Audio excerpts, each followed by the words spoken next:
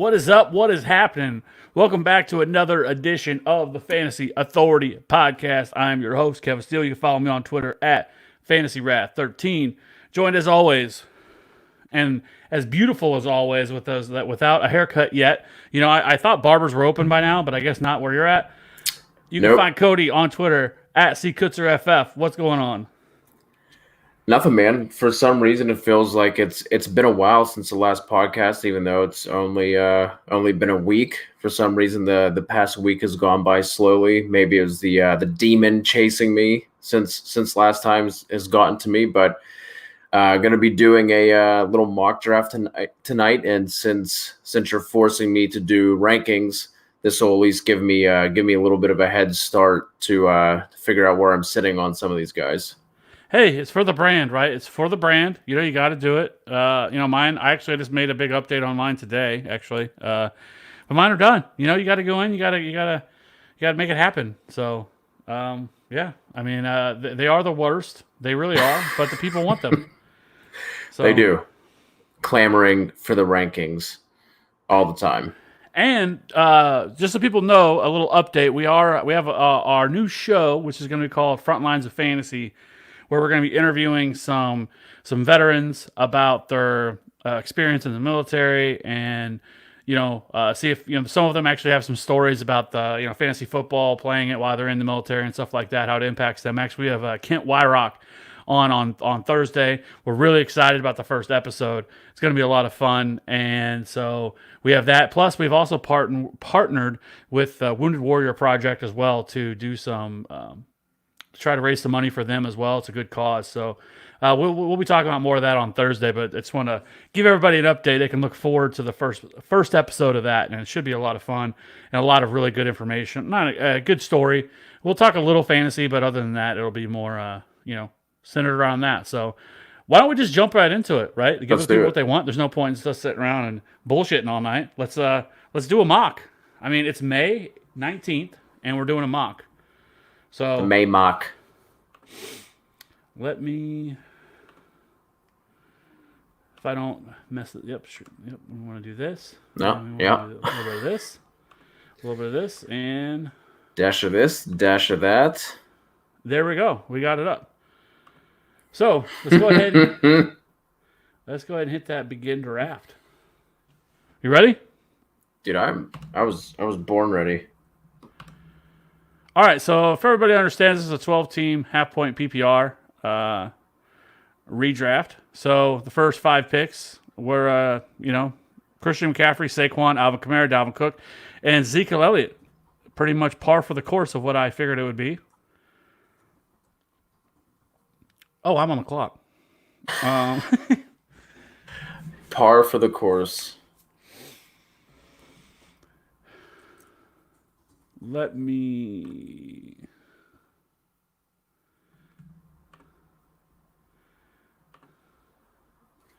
The 1-6 spot is tough, right? Because the top tier running backs are off the board, and there ain't no way in hell I'm messing with no Derrick Henry.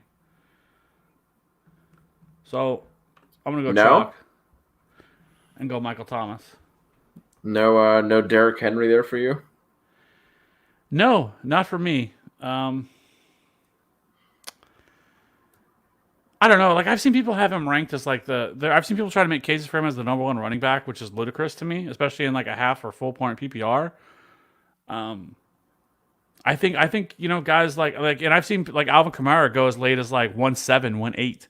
And to me, that's a little bit ridiculous. I know he regressed a little bit last year, wasn't the same player that he was, but the problem with Derrick Henry is gonna be continuous with the fact that he does not catch passes.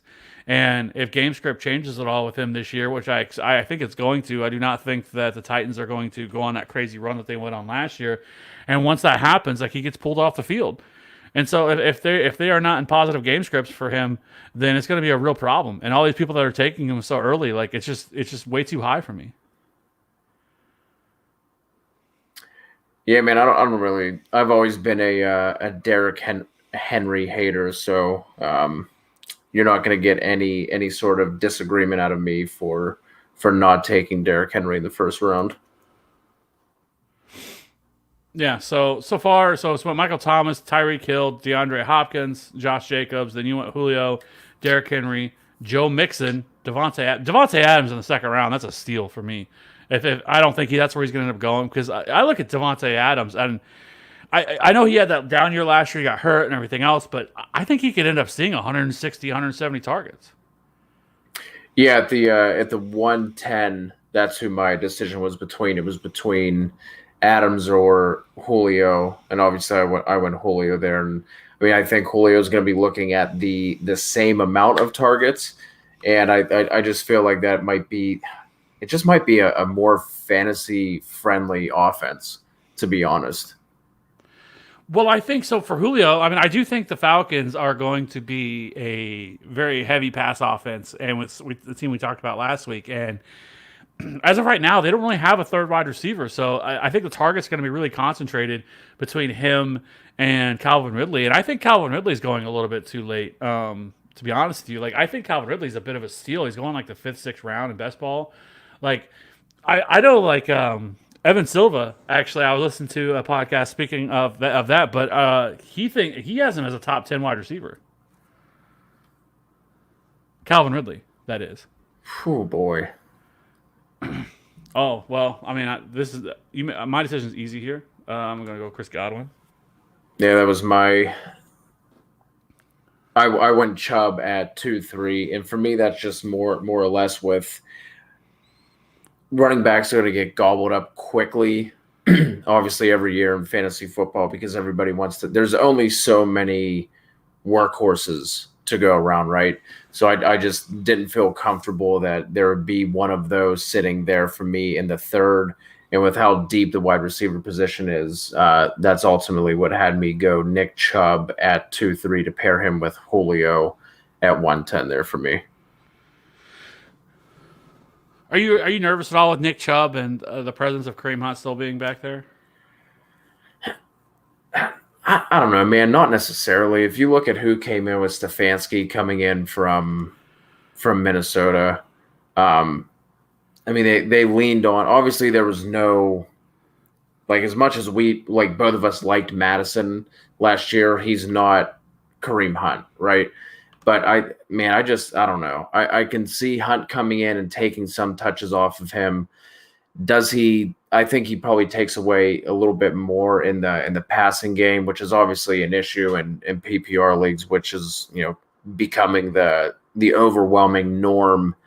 Um, but I just to me like it wouldn't surprise me at all if Nick Chubb was seeing I don't know 70% of the carries, and if he gets 3 targets a game, you know what I mean, like that. Like if he ends up with 30 catches at the end of the year. I mean, you're looking at kind of what Leonard Fournette ended up doing. What was that, his rookie year when he put up 30 catches whenever it was either 30 or 40 when no one thought that he could do that. So it really doesn't bother me all that much, to be honest.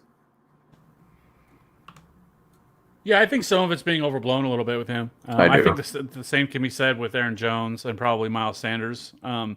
Even Miles Sanders, people were all over the report that came out that they're looking at bringing in like a Carlos Hyde type running back or something like that. And even if they do, it doesn't really worry me that much with Miles Sanders. Miles Sanders is going to get a ton of pass catching work. I still think it probably comes in somewhere in that 15 to 20 range in terms of touches per game. So I still, and if it pushes Miles Sanders' value down at all, I'm here for it because I love Miles Sanders this year. He's one of my favorite running Yep. backs to go to get early. So a little draft update. I took Chris Godwin. This sleeper really. Antonio Brown went 2-8.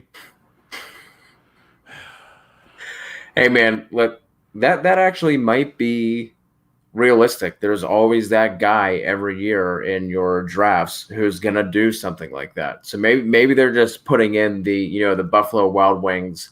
This guy started pre-gaming for the draft mode. You know what I mean? Maybe that is what it is. But anyway, so The thing it that was. I'm upset with here is I can't figure out how to scroll on my desktop. So it's like it's the frustrating part about this, but it's actually You can barely see it, but it's actually there. Like you barely tell it's there, and you can scroll down. It's very hard to see. And that is why I ended up taking Keenan Allen. Not that I really think that that's a bad pick by any means, taking Keenan Allen in the third, considering he's going to be leading that team in targets, even if the targets are going to be coming down, but might have not went that direction at that point. Yeah. Tell me about going Kenny Golladay in the third. Do you think he goes higher than that by the time that July comes around? Do you think it's going to kind of be where he settles, give or take a couple of spots between now and then? Yeah, I do. I actually have him as a top 10 wide receiver right now. I think I have him at 9 or 10. So I love some Kenny Golladay. I think with Matt Stafford being back in this offense, I think this offense is going to be, similar to what we saw earlier in the year last year, where this offense was really kind of exploding a little bit and putting up a lot of fantasy points. So Kenny Golladay is clearly the number one. I do think Marvin Jones is also a pretty solid value that people are kind of sleeping on. I've seen him at places go at like wide receiver 46, 47. That's just too low. I have him at wide receiver 36. I think he has the ability to be a wide receiver 3 and provide wide receiver 2 upside. So I really like this pass catching offense. And so, yeah, I have no problem. Like, I think Kenny Golladay is a steal. And it's tough for me right now because I'm sitting here and I'm like, I probably should take a running back, right? Because I have Michael Thomas, Chris Godwin, and Kenny Golladay. And I've got to take a running back. But I'm sitting here and I'm like, ooh, Allen Robinson's staring me right in the face. And he's another guy I have as a top 10 wide receiver. So I don't think I think some of this is a little skewed, but I think this is a good, at least a good way to kind of judge things as doing a draft now. But I'm just going to go ahead and take Clyde Edwards-Helaire in the 4th round. Which, let's be fair, he's not going to be going in the 4th round once we get to draft season in August. He's likely going to go. Where do you think Clyde Edwards-Helaire ends up? At least a round higher, probably beginning of the 3rd. This is where I'd assume he ends up going, and you got him here at 4.7, so like a round and a half higher, probably. I agree. So I'm gonna go. Oh boy, did you already get picked? David Johnson already go? 3 picks before. All right, well, let's do a little draft recap here, so people know where we're at. So I took Kenny Golladay. The next pick was, well, actually, it's Chris Godwin, then Antonio Brown, Lamar Jackson, Miles Sanders, Travis Kelce went 211, Adam Thielen went 212 to wrap up the 2nd round. The 3rd round went Leonard Fournette, Amari Cooper, Austin Eckler, Melvin Gordon, Chris Carson, Kenny Golladay, Cooper Kupp, Devonta Freeman, Kenyon Drake.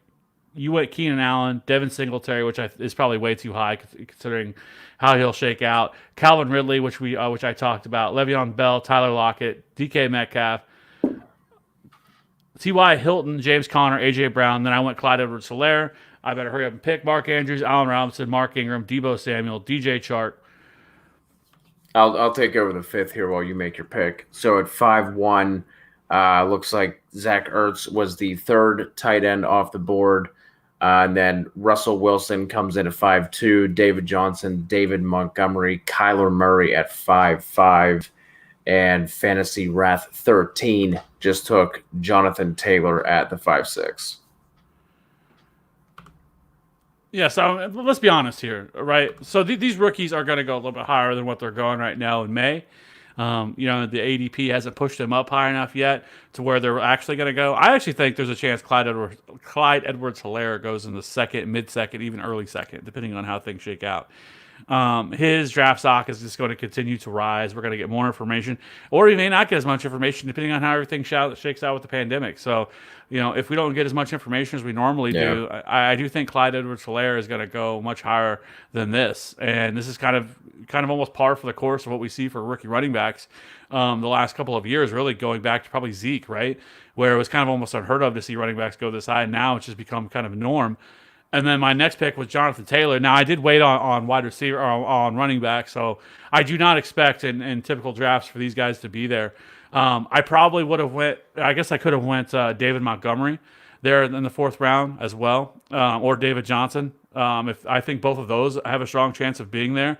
I think the hate on David Johnson has gone a little bit too far this year. I get it, but with David Johnson, like I think he's going to come in there and command most of that offense and that backfield, and Yep. it's still a valuable position to be in next to Deshaun Watson. So as long as if he can stay healthy, like I like some, getting some David Johnson, especially in the fifth round. Like that's a pretty nice value for him, and I don't anticipate him to go much higher than that. He might sneak up into the fourth or something like that, but he's not somebody that I'm worried about. That's going to all of a sudden, go much higher than that because I think a lot of people still have, their concerns with him, and rightfully so because he has been able to stay healthy. But it's the same thing we've sort of talked about with him is the fact that people just ignore the fact that through the first 5 weeks last year that he was an RB5, and then he got hurt, and then he got put in the bad situation with King and Drake and everything else that happened. He never really was given much of a chance after that.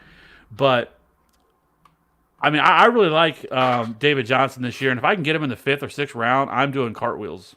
Well, I can't really do a cartwheel. Let's be honest.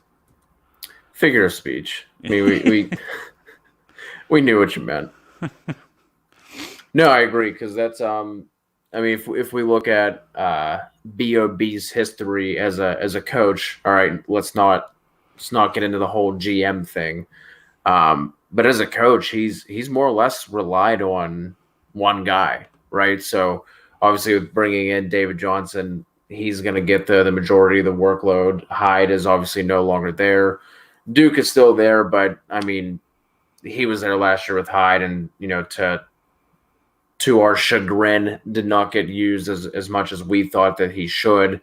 But I could just see that being the same case this year, where it's Duke being sprinkled in and David Johnson getting the bulk of the carries and the bulk of the touches out of that backfield. And in the fifth round, if you can get a guy who's gonna be leading a backfield in touches and not really having too much other competition, like you gotta take that. I agree. I mean, I think somebody like David Montgomery also was in that kind of same position last year. He did not really work out for a lot of fantasy owners, and people, um,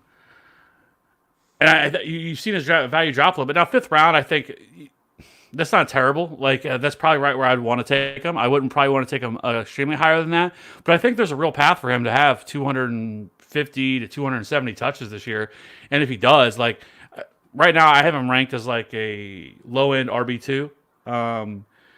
But I think there's definitely room for growth there. And we saw last year, like if they just never really committed it to him. So we'll see if this offense can turn it around and be a little bit better this year. I think David Montgomery could be somebody that's in for kind of a big bounce back year.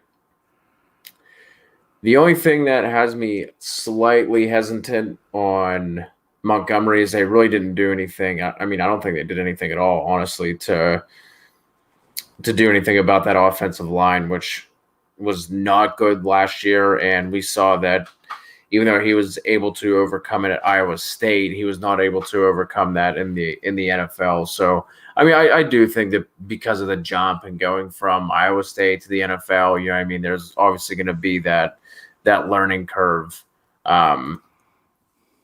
So I mean, he could bounce back just from that alone because I think he's, like you said, he's another guy who is going to get the majority of the touches. But we'll kind of have to just wait and see how that all shakes out for him. Yeah. So with that, I took Jonathan Taylor and then Deshaun Watson went off the board at 5'7", DJ Moore at 5'8". I think that is way too low. He's definitely going to be going higher than that. He's a lot of people a lock to be a wide receiver 1 this year. A lot of people have him inside their to be a wide receiver 1. I think I have him borderline either 12 or 13. And then after that is Robert Woods, Odell Beckham in the fifth. At the 5'10" seems like an absolute steal. But I'm going to ask you about him here in a second once I get through this. But Marlon Mack, and then AJ Green went 5'12". And then Stephon Diggs, Cortland Sutton, Todd Gurley is who you went with next. Dak Prescott, Michael Gallup, Jarvis Landry. Juju Smith-Schuster in the sixth is way too low. Yeah.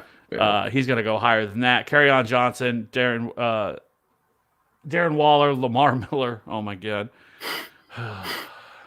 What are you doing? Anyway, Kareem Hunt, Darius Guys, Terry McLaurin, Brandon Cooks, Hunter Henry, Tyler Boyd, Devontae Parker, Will Fuller, Damian Williams, Sonny Michelle, Austin Hooper, Cam Akers in the 7-10, Evan Ingram at Yeah. 7-11, Marquise Hollywood Brown, Aaron Rodgers, Raheem Mostert, and you're on the board at the 8-3. And you took, who'd you take? Christian Kirk? Sir Christian Kirk. All right. So let's talk about Odell Beckham, right? He is such a tough guy to gauge because of the fact that if you look at a couple of things with him, one, he hasn't been a wide receiver one since 2016, which seems ridiculous. Like you're like, wait, what? Really? And it really has. It's been 2016 since he was a wide receiver one.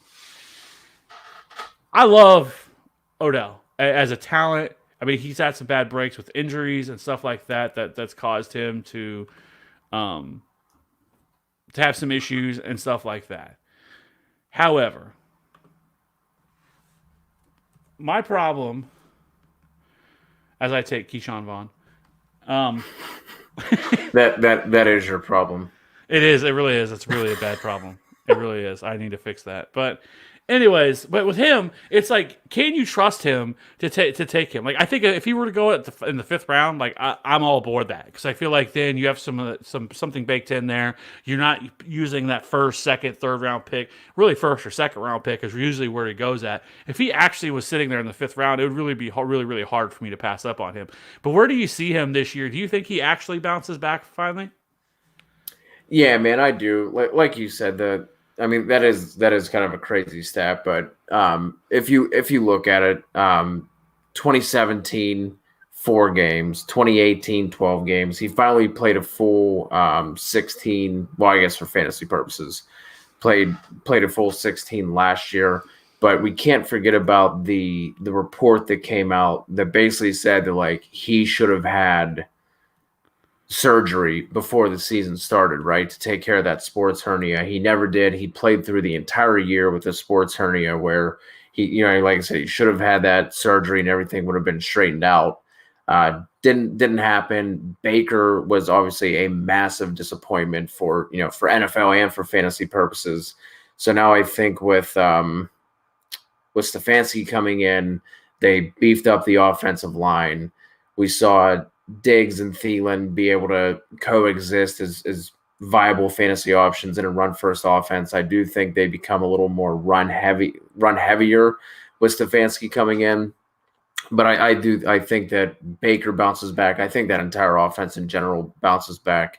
And something that also should not be overlooked outside of that too is like Odell still had 74 for 1,000 and 4 touchdowns last year.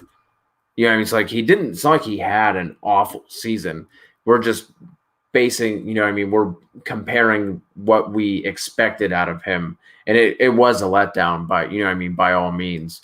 But I definitely think we get the bounce back from the entire offense, and that's obviously going to help Odell out as well. We typically do that a lot in the fantasy community where we overhype either a team or a situation or a player. And we're usually it all looks great on paper, though. Right. We did it all last year with the Browns, right?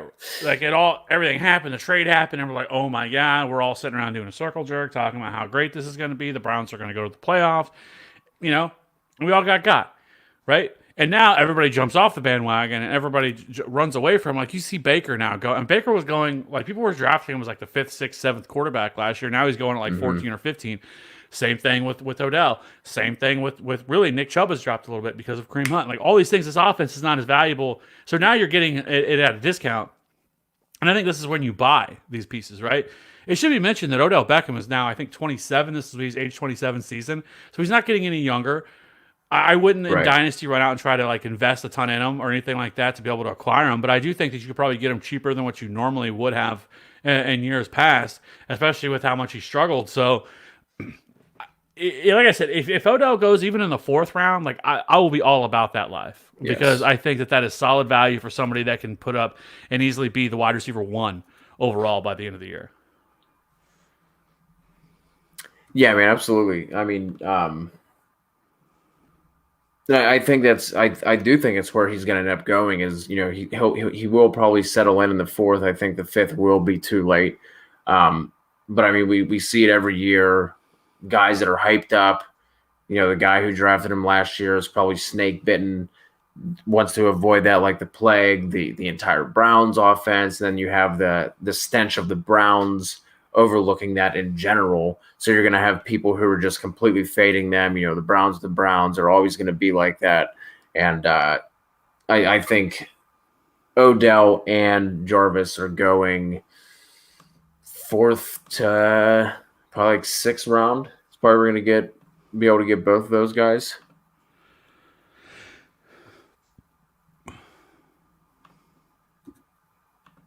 Yeah, I mean, we'll see what happens there, but I do think that, like I said, I think that's definitely fair. So with my next pick, so basically, essentially, I've taken Keyshawn Vaughn, which, I mean, I'm pretty much just For the tied the brand. brand. Yeah, Yeah. definitely for the brand now, with him. And then I took Jordan Howard in the ninth, which I think he ends up probably slotting in somewhere in the sixth, seventh round. I think maybe even maybe the fifth. But I think sixth, seventh round is probably a fair spot for him to probably go once we get closer to August. And then I took Deontay Johnson, which again for the brand, love me some Deontay Johnson. And then now I'm on the clock, and I've kind of at this point, I don't have a quarterback and I don't have a tight end, and I'm kind of looking around to see what's still out there, and I feel like, yep, I gotta do it. This is just the all rookie team here outside of Jordan Howard. I'm going J.K. Dobbins. I do not expect any of these. Like J.K. Dobbins is definitely not going to be available in the 11th round when we get to August. He probably moves further up to probably seventh, eighth round range. Would you agree with that? Yeah, I think so. With with the presence of Mark Ingram still there, unless something happens to Mark Ingram. But like J.K. Dobbins, I love me some J.K. Dobbins, and maybe this year is a little bit too early for him. Like I wouldn't Yeah, want. I was just gonna say what like realistically, where do you see his touches falling in his rookie year? Because it's obviously assuming Ingram is healthy for 14 games. Let's say. Well, I mean, they invested a lot in him, and to be honest, like I could see him overtaking Mark Ingram. This is Mark Ingram's last year of his deal, and depending on how well J.K. Dobbins performs, like I think he has a shot to. This team obviously is a team that wants to run the ball, and that's what they do. And they're one of the best run offenses in the league. It will be interesting to see. Not a lot of people have made a big enough deal about them losing Marshall Yonda, who retired this year, who was a Yeah. big loss for them among the offensive line. Now they did go out and address that in the draft. I think they added 2 or 3 interior offensive linemen, so they did address that a little bit. But that is something that people should be paying a little bit more attention to. But I just think even in a redraft league, like if J.K. Dobbins realistically goes in the 9th or 10th round, I'm all over that because he has wide receiver RB1. He could win the whole damn thing with how good this offense is in terms of on the ground, and with having Lamar Jackson back there if Mark Ingram wasn't there. But with Mark Ingram there, like I do think that's going to hurt him a little bit. I do think that he's going to have RB. I think he's going to have some RB1 weeks. I think he's going to get touches. I think he could see somewhere between 10 to 15 touches in this offense. And I think with that, if he's involved in the passing game, then I think J.K. Dobbins can at the very least be a viable flex option on a week to week basis. Yeah, absolutely. For dynasty purposes, next year it's wheels all the way up for J.K. Dobbins. Oh, I 100% agree. 100% agree. Um, Let's backpedal. I want to hear you talk about Jordan Howard a little bit more. Do you think that's just purely value there? Because obviously they did bring in Breida. I do think that he is he's more dynamic. He's a better pass catcher. He's a better athlete.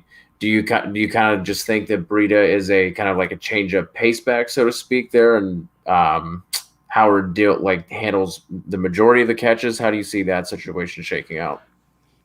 well, I don't know. This is a tough one, right? Because I really like Matt Breida as well. Like he's one of my favorite. I don't think Matt Breida went in the 8th round, and actually went ahead of Jordan Howard. I think that's a little bit too much. I think Jordan Howard probably better or for worse. I don't love Jordan Howard. Let's be perfectly honest. I do not like running backs who do not catch It's not what I passes. heard. But but he is like a poor man's Jeremy Hill, right? That's really what he is. If you actually look at their numbers side by side and you look at them over the years, they are the same player. Like Jeremy Hill and Jordan. So you think I would love Jordan Howard, but I can only love one between the tackles grinder, and that is it. And that is Jeremy Hill, and that's it. That's it. I got burned by him, and but anyways, with Jordan Howard, like yeah, like I think this offense is going to be better than what it was last year. I definitely believe that, and so I think there's a lot to like here. And I also think I waited too long on a quarterback because quarterbacks have just been flying off the board. But anyways, with Howard, like I think this offense takes a step forward. I think that this team is better. I think they still want to run the football. I do not think they throw. I think this defense is going to be much better than it was last year, which is going to allow them to run the ball more. We know Jordan Howard is going to be used as the early down back and as also on the goal line. I think Breida is somebody that I've talked about. I think we talked about him last week. I think it was when I brought him up as a sleeper. Like I definitely think I really do like Matt Breida a lot. And if you can get him in like the 10th, 11th round, which I feel like that's probably fair value of where he's going to go, I'm all over that because I think that he can easily outdo that. And I wouldn't be surprised if he was a lead back by the end of the year. But I do think Jordan Howard certainly has a role. They brought him in. They signed him. They did not draft anybody. All they did was go out and all they did was go out and trade for Matt Breida, and that's all they did to address that position. So Jordan Howard, if you can get him a little bit later, I'm cool with that. If he were to rise any probably further than this, I wouldn't have any interest. Makes sense. So I don't love Jordan Howard, any more than the next guy does, but somebody that could probably potentially get 200, 250 touches in this offense, and have the opportunity to be the only goal line back in an offense that should be better than what it was last year. Yeah, I mean it's hard to kind of pass up on that, in the 9th round. So we're kind of here in this spot of what are we at, the 13th round? Yep. You're up at 13-6. You want to go through some of the picks while I make this pick? I would love to. So let's see. I think the last time that we left off, that it was about half the draft ago. After you took Juju at 6'7" and went Kerryon Johnson, Darren Waller, Lamar Miller, Kareem Hunt, Darius Geis to finish out the 6th. Terry McLaurin, Brandon Cooks, Hunter Henry, Tyler Boyd, Devontae Parker. You took Will Fuller at 7'6". Then it went Damian Williams, Sony Michel, Austin Hooper. I took Cam Akers at 7'10". Like we've touched on already, these rookies are going to be going much higher than this come August and July. Evan Ingram, Marquise Brown finished out the 7th. 8th round kicked off with Aaron Rodgers, and it went Raheem Mostert. I took Christian Kirk at 8'3". Ronald Jones, Phillip Lindsay, Julian Edelman, Keyshawn Vaughn, Darrell Henderson, Tevin Coleman, Josh Allen, Matt Breida went at 8'11". So he actually went a couple of picks before you took Jordan Howard in the following round. Matt Ryan finished out the 8th. 9th round went Marvin Jones, James White, Mecole Hardman, Mike Williams, John Brown, the aforementioned Jordan Howard, Alexander Madison, Gronk went at 9'8". Darius Slayton, I took quarterback Carson Wentz at 9'10". Mandy Sanders went at 9'11", and then Sterling Shepard finished out the 9th, and I am back on the clock here at 13-10.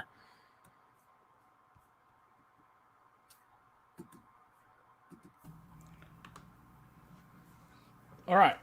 Well, then in the 10th round, it was Noah Fant, Delaney Walker, DeAndre Swift, which again is way too low. He's going to end up probably going, I see, in the probably 6th, 7th round, I think, somewhere probably around there, probably be a fair spot. Cam Newton, who's not even on a team. Drew Brees, Baker Mayfield, Deontay Johnson, who I took, Alshon Jeffrey, 10-8, which is probably way too high because of the fact that we don't even know if he's going to actually – he might start the year on the pup. Jameis Winston, who's a backup quarterback, he's definitely not going there. Sammy Watkins, Jared Cook, Tom Brady, O.J. Howard, which is way too high. Kirk Cousins, Robbie Anderson, Latavius Murray, Tony Pollard. Love that pick. I took J.K. Dobbins, Jerry Jeudy, Jamison Crowder, Dante Moncrief. What the – Oh, my God. Go home, sleeper. You're drunk. Preston Williams, Daniel Jones, Rashad Penny, Matthew Stafford, CeeDee Lamb, Henry Ruggs, who you took, Royce Freeman, Golden Tate, Dallas Goedert, Jared Goff, who I took a quarterback, Jimmy Garoppolo, Carlos Hyde, who's also not on a team, Tyrell Williams, James Washington, Anthony Miller. Love that. N'Keal Harry, Curtis Samuel, David Njoku, Tyler Higbee, Mike Gesicki. I took Hayden Hurst, Justice Hill, Jamal Williams, J.J. Arcega-Whiteside, Paris Campbell, Andy Isabella, Chase Edmonds, Tariq Cohen, which is way too low at 14, Duke Johnson, and you're back on the clock. So, with kind of looking at this, like, let's throw out the bullshit picks that we know aren't going to be realistic. Okay, the Dante Moncriefs, Jameis Winstons. This is what you get whenever you try to use something at this time of the year. But basically, what we're kind of looking at here is just wanting to get at least a basic understanding of where some of these guys are going. While we know that some of these guys are definitely going to go much higher than this as you go, but I think it's a smart strategy to start doing these now, as you can kind of start to watch how the drafts start to change, so you can start to get a better understanding of how things are going to happen. Tight end, for example. Like, if I can get Hayden Hurst in the 13th round, or Mike Gesicki, or Tyler Higbee, or Jonnu Smith at this point, I am doing backflips, because I think all of these guys, like we've sort of talked about over the last couple of weeks, I feel like the tight end position has a potential to be much deeper than what it typically is in years past. I love Hayden Hurst. Like I mentioned, I think he's the clear number 3 target in this offense. Yep. Could soak up all of those targets that is now vacated by Austin Hooper being gone. He's a little bit more athletic, so I love him. Mike Gesicki balled in the second half of last year. Preston Williams will be back, so we'll see how he's worked back in. And then Jonnu Smith is a guy that we really haven't talked about either, but a super athletic tight end. He's still very young, despite being the fact that he's been in the league, I think, 4 years now, but he's still only 24 years old. Super athletic tight end, really kind of had to start to have a breakout in the second half of last season. He did not really take over until week 7 for the Titans. So Jonnu is another guy, if I can get my hands on later, if something like Hayden Hurst is gone and Mike Gesicki's gone, like, I'm all about that life of Jonnu Smith. He was actually what I was going to take, but I kind of felt like we were kind of getting on a little bit of a run here. So that's why I went with him. So far through this draft, outside of the dumb picks that we've seen, is there anything that stood out to you?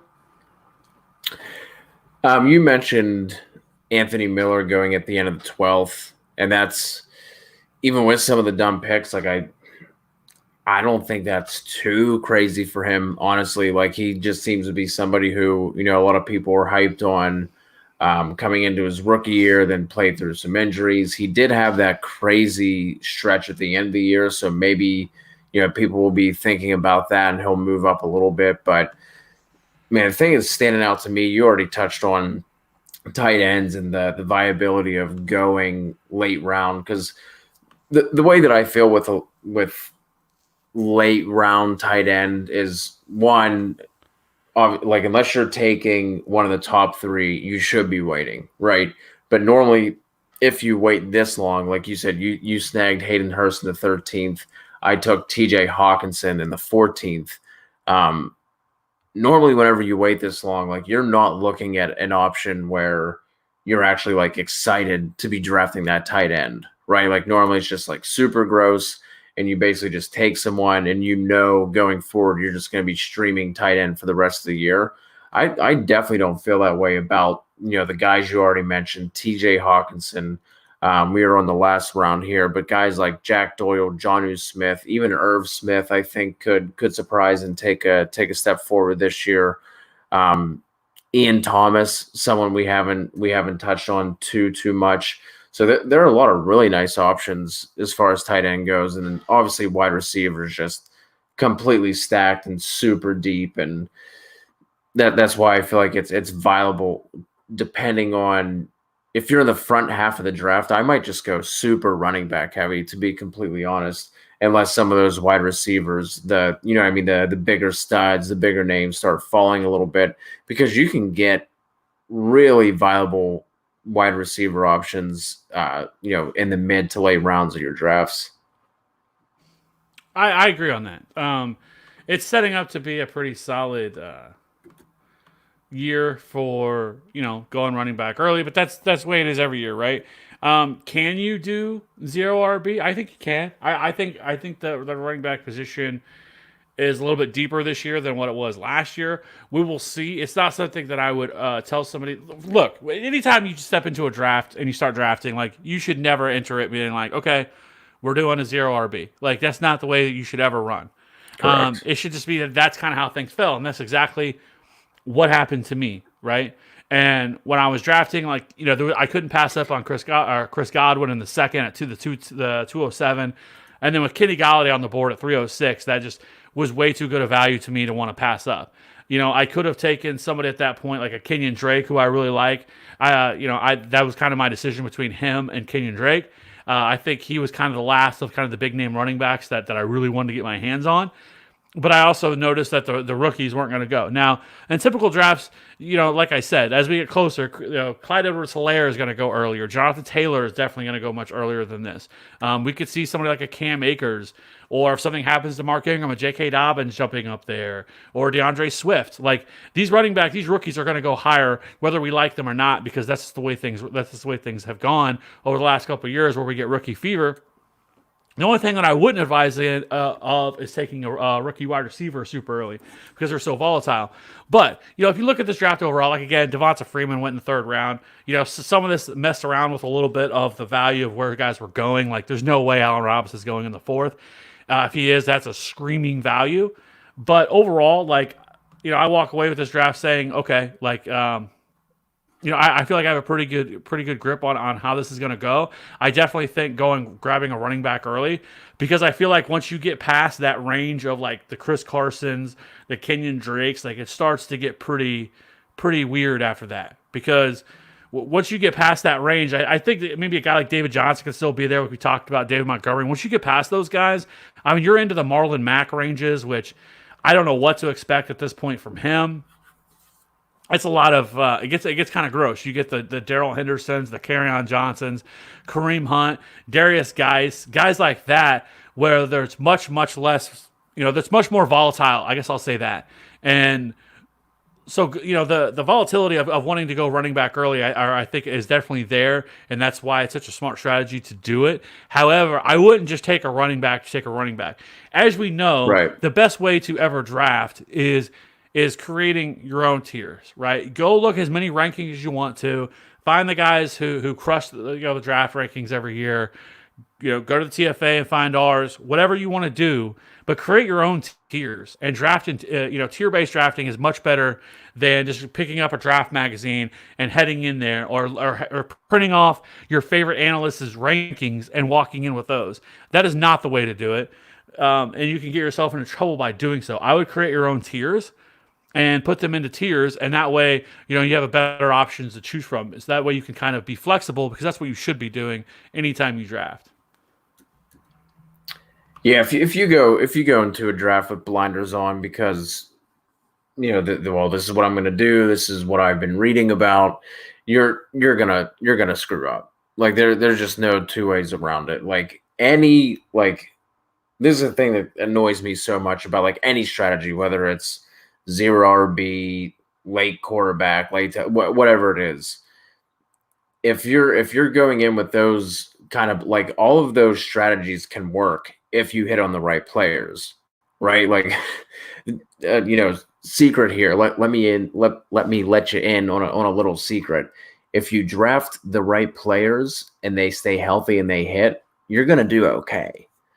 So if you go into a draft, no matter what strategy it is, like if you go zero RB and the top 10 guys end up getting injuries and you're picking up the right guys off the waivers, guess what? Like zero RB was going to work out for you. But if these top 5, 6, 7, 8 guys all end up like hitting and staying healthy for the most part, zero RB is going to become a little less viable. So it all just depends on what kind of injuries we get. I mean, we had a couple running back injuries last year. Guess what? If you hitched your wagon to like Brian Hill or Ito Smith, you were shit out of luck. Like that zero RB strategy did not work out well for you in that instance. So every year is a different year. You can't go in with blinders.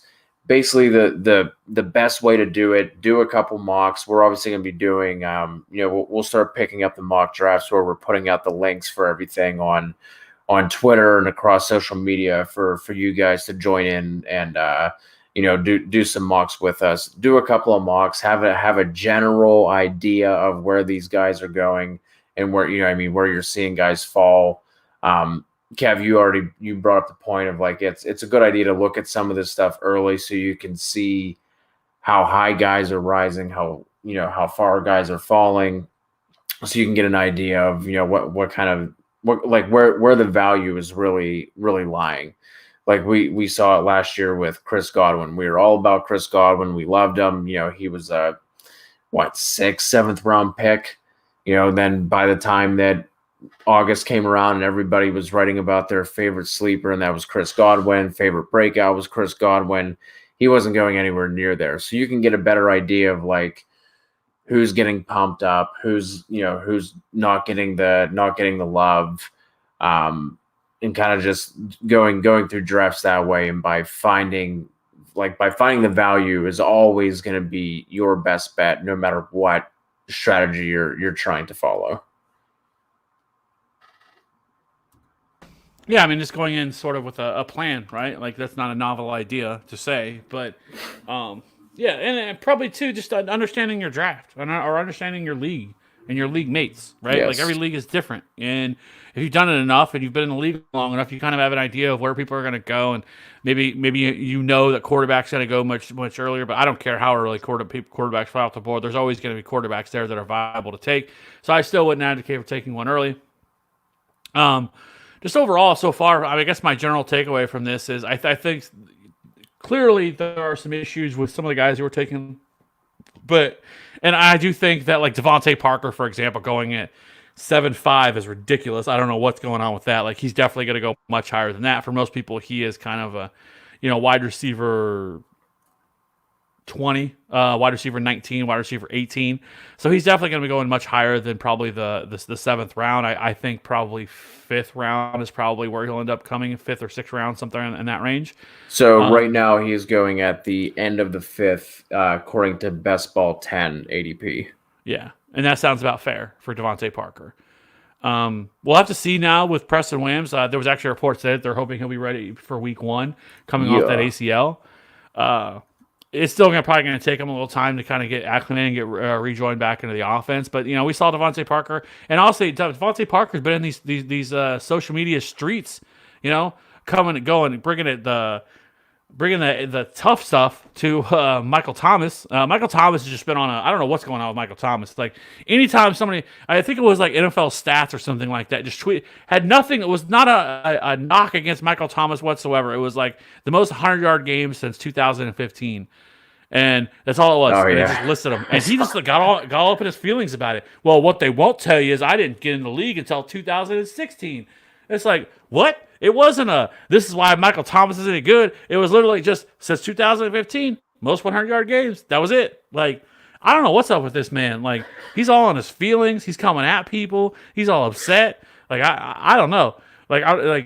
Are we witnessing an Antonio Brown 2.0 right now that's like slowly bubbling with him, or what? Or is he just that insecure? Dude, I think it's that quarantine life, man. Nothing else better to do, so you're just scrolling through social media and searching your name, and whenever that shit pops up, guys are jumping all over it. I mean, I like the crazy thing with Antonio Brown too was like there weren't like these necessarily like these warning signs, right? Like all of a sudden it was just like, oh, hey, he decided not to play week 17 for the Steelers. Holy shit, he has locked himself in the house and he's yelling at the police. Like it went from 0 to 100 real quick with AB. But I did see somebody make that same comparison of Michael Thomas to AB. Hopefully that's not the case. Well, I hope so too. I don't want to see that for anybody, but like, just it's all right, man. I hope the players are. I hope Keyshawn Vaughn is searching his name and seeing all the love, and I'm like, hey, that's my guy. That's my guy over here. Kevin Steele's he's got my back over here because But we're not going to get into Keyshawn Vaughn. All right, I'm not talking about it. I'm not going to bring it up. I've already said his name twice, and I'm not even going to get into that. Going down that road, it's just a slippery slope. And if I see somebody advocate for Ronald Jones one more time, I'm going to jump off a building. But anyway, I think right now, if you look at some of these guys and take out some of the craziness, I still think there's some pretty solid value late in these drafts. Some guys that kind of stand out to me a little bit. I'll be interested to see what happens with Curtis Samuel. I think that there's some chances that how does he fit in this offense? I think this is going to be a much more pass heavy offense this year under Joe Brady. As the OC here, and how does he fit in? Are they able to get him, the ball in space? Obviously, an upgrade at quarterback with Teddy Bridgewater. The emergence of Robbie Anderson. This is Curtis Samuel's last year as well. So how contract years are undefeated. So we'll see with that. And N'Keal Harry, I think, is also an interesting one who is not really getting a lot of hype right now. Like right now, I mean, they don't really have anybody else. It's him and 33, 34-year-old Julian Edelman. I mean, obviously the quarterback is that dude's a bum. But Jarrett Stidham is obviously going to be the quarterback in New England. And we're staring down the barrel of this being the worst offense in the league. But this is an offense that, I think this is a team that where like a Sony Michel is actually probably a little bit undervalued right now, probably comparatively where he should be. Like I don't think James White is going to get 100 targets or something like that this year. I don't see that happening. I think Sony Michel is more involved in this offense this year than we expect him to be, barring injury. Now, if he can't stay healthy, Damian Harris. Have we completely forgotten that Damian Harris even existed? Because last year around this time and leading up to drafts, like Damian Harris was kind of a hot name, right? And people were getting excited about some Damian Harris in New England. And he seems like somebody that some people have just completely forgotten about. Do you think that he's somebody that people should be at least on people's radars? I mean, he should definitely be on your radar just by the fact of like it's the New England offense, right? Like all it takes is one thing for Sony to hit the bench and Damian Harris to pop up. Do you know off the top of your head whether or not that Damian Harris was like injured or anything last year? I truly can't remember. No, he just never was really given much of an opportunity. He was. And it's not like Sony Michel like really did much either. You know what I mean? Like he quietly had over 900 yards rushing. He had 247 rush attempts, but he only averaged 3.7 yards per carry. So I mean, like it's not like Sony did that much to keep him on the bench. Like Damian Harris wasn't on the bench because Sony balled out. Right. So I would think that somebody like Bill Belichick would want to get somebody else involved that might like it couldn't have gotten any worse, right? For if Harris could have came in, but obviously he didn't get that opportunity. So if this is something that came up today in the Twitter streets talking about Sony Michel and what to do with him. And for dynasty purposes, I think he could be a sneaky buy low. But at the same time, my point is I don't really see how this offense got any better, right? So kind of expecting him to improve on his yards per carry, to improve on that sort of thing. I just don't see where that's going to come from and how that's going to shake out. But I mean, like I said, Damian Harris should be on your radar and kind of in the back of your mind as far as maybe like your last pick of your draft, just because of we've seen the craziness before. Guys like Jonas Gray coming in and having completely balling out for 2 or 3 games and disappearing, and then Rex Burkhead coming in for a game. So just because of that and their history of use with the running back position, he should definitely be on your radar. But as of right now, it looks like it's lining up to be Sony and James White again. We'll see. I mean, there's been some buzz, especially around Damian Harris and his involvement in this offense in year 2. I mean, Sonny Michel really flat out really hasn't done a whole lot, and I think probably it has to be on somewhat of a short leash. And I would assume that they would want to see what they have in Damian Harris. They did invest a 3rd round pick in him, but we'll see with them. So other than that, I think my biggest takeaways here is, where are these rookies going to slot in? With rookie wide receivers, we sort of talked about it a little bit ago, but I do foresee some of these rookie wide receivers like Jalen Reagor, Justin Jefferson. I think Justin Jefferson, and I think honestly, really Justin Jefferson has the biggest argument to probably be the first wide receiver taken in redraft this year. In Minnesota, they don't have, Stephon Diggs is gone. Justin Jefferson's likely the number 2 wide receiver, and we've seen, them to be able to coexist with Stephon Diggs and Adam Thielen. They don't have anybody else. You did mention Irv Smith and the tight ends, but and they are a team that want to be more run heavy. But I just think that Justin Jefferson is going to have a real opportunity here to kind of hit the ground running. So we'll see with that because they don't really have anybody else. It's not like they have any other options where he's going to kind of get buried on the depth chart. So in terms of all the rookie wide receivers, I think he has the clearest path to touches. Maybe you can make a case with like Henry Ruggs as being the other guy that probably should be going. I think Justin Jefferson probably ends up going in like the 9th or 10th round, maybe even a little higher. If he gets, 7th or 8th round, I would probably pause a little bit, but I just think he is a ready-made wide receiver. I think his floor is certainly there, and somebody that, I got a 15th round. There's no way he goes that late with everything we know. And then with Henry, I would much rather have Justin Jefferson than Henry Ruggs. Like Henry Ruggs, I think is definitely going to have some wide receiver 1 weeks. He'll definitely have some usable weeks in this offense, but I think it's going to be a little bit too unpredictable with Derek Carr back there, unless Derek Carr really changes his ways. So, past that, like CeeDee Lamb, in redraft, like I don't love it. Like I have him as like wide receiver 40, wide receiver 41. I definitely have no problem taking him later. We've seen the Cowboys be able to support 3 wide receivers. We've seen it last year with Randall Cobb. So I don't hate that. I think Jerry Jeudy certainly has a role as well, being the number 2 next to, and I guess you can make a case for him, and he's likely the number 2 or number 3 target in that offense. Next to Cortland Sutton and Noah Fant.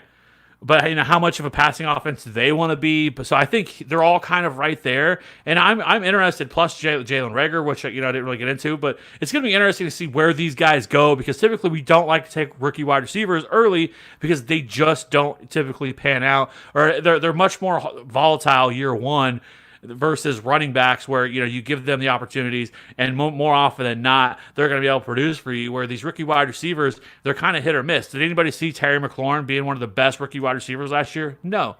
But last year was one of the better rookie wide receiver classes we've had in a long time. Now, is this class going to be that? I think there's a lot of hype for that to be that, but we don't know yet. So I think this is another situation where I'm really going to be monitoring wide receivers over the offseason to see where these guys are going, and if I can get them at fair enough value, like I have no problem with taking it. Like if I took out Justin Jefferson like the 9th round, I'd feel pretty solid about that.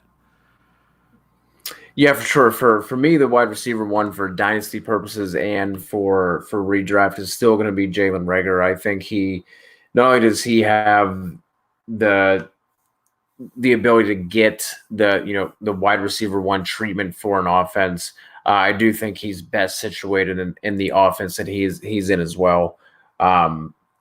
The thing that we've been talking about for the past couple of weeks, it's going to be the most important thing, whether it's running back or wide receiver, no matter what position you're talking about, is going to be what does the offseason program look like? Does it continue just to be, all virtual until we get to training camp? Like how does all this shake out? You're obviously right with leaning more toward rookie running backs for redraft purposes. Versus the wide receiver, but that's gonna play a massive role. Just some of the guys you were touching on real quick. Best ball 10 ADP over the past week. Ruggs was going at pick 120 at ADP of 128 in the 10th.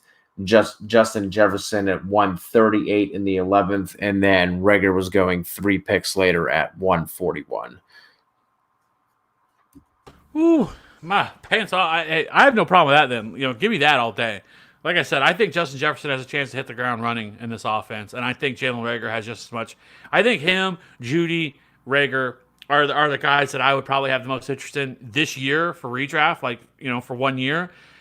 My opinion would change with Dynasty, but I think those are kind of the guys. But there's some other dudes that I think that could, like Denzel Mims, Brian Edwards, like some of these other guys that I think certainly have an opportunity, Michael Pittman, to be contributors year 1. But those are more guys that I think are probably going to end up going undrafted, the guys you want to monitor. And I think that's where really diving into some of these guys and understanding who these guys are in redraft really plays a big factor for you. Anthony McFarland is another guy that I certainly would have interest in. And I think he has an opportunity probably to go here in the 14th, 15th round, something like that. As we get closer to the start of the season, where some of these games are going to start to shake themselves out, we'll still get some more answers. So I think this is a good exercise to do. If I was anybody, I would encourage them to kind of jump in and do a couple of these mock drafts here and there. You know, what else do we have to do right now, right? We're all coming out of quarantine slowly, but we don't have a whole lot else going on. No real sports outside of NASCAR, which, whew, you know, gets Coca-Cola 600 this weekend, baby. Let's go. Memorial Day weekend. But anyways, so with that, do you have any last words? I don't know, man. Just appreciate everyone for always checking in on whether it's on YouTube or through the podcast or anything like that. Just if you are watching on YouTube and if you're listening through the podcast and you're not yet subscribed, really appreciate if you guys would hit that like, hit that subscribe, and then also share this with the friends and fam. Yeah. Also just looking forward to the new show that's going to be kicking off this week as well. I'm excited for that. We've been talking about wanting to do something charity wise, and we've kind of finally settled on this idea, and that, you know, kind of going this direction. So I'm excited to, you know, be able to, you know, branch out to, you know, guys that have served, that have, you know, that have been around the kind of the fantasy Twitter, and those who haven't. I think those are going to be the ones that I'm really looking forward to get to talk to, and just get to talk to some of the people who might not be, you know, affiliated with any site past or present. So 100%. I think that, and I do think there's some parallels between fantasy and the fantasy football and the military, which seems crazy. I was in the military, like I mentioned. I was in the Navy, and I think the camaraderie that you have with your league mates is something that you get from the military, and something that anybody who's in the military understands, of how strong that bond is between people. And that's kind of how it is with fantasy football in a way. So I do think there's some parallels there. And so we just wanted to be able to talk to some people, some veterans, and kind of get their stories about things that they've been through. And to be honest, like, everybody has their own story. Everybody has their own journey. You know, every branch is different. Every service is different. Every command is different, for that matter. And I just felt like this was a good opportunity for us to kind of get some stories of people that don't really talk about it. Because as veterans, we don't really talk about it all that much. What does it matter really what we've been through or some of the crazy stuff we've seen? We just kind of keep it to ourselves. So I think this is a good opportunity to kind of learn some things if you're not in the military, or maybe your family was and you just don't really know a lot about it, and to kind of get more insight into what we do and what the military does. And we're coming up on Memorial Day, and we figured it was a good opportunity to earn some money. So the veterans oftentimes try to act tough. So anyways, we hope everybody tunes into that on Thursday. It should be out on Friday for the podcast. And again, if you're listening to this on podcast, please hit that like or hit that subscribe button for us. I really appreciate it, and leave us a review. If you're watching on YouTube, hit that like and subscribe. It really helps us grow. We got a lot of fun content planned, and we're going to keep doing more. So until until Thursday. Well, which when this podcast will be out, and then on Friday, whenever our new podcast comes out. Really appreciate all the support, and we will see you guys again next week. Peace.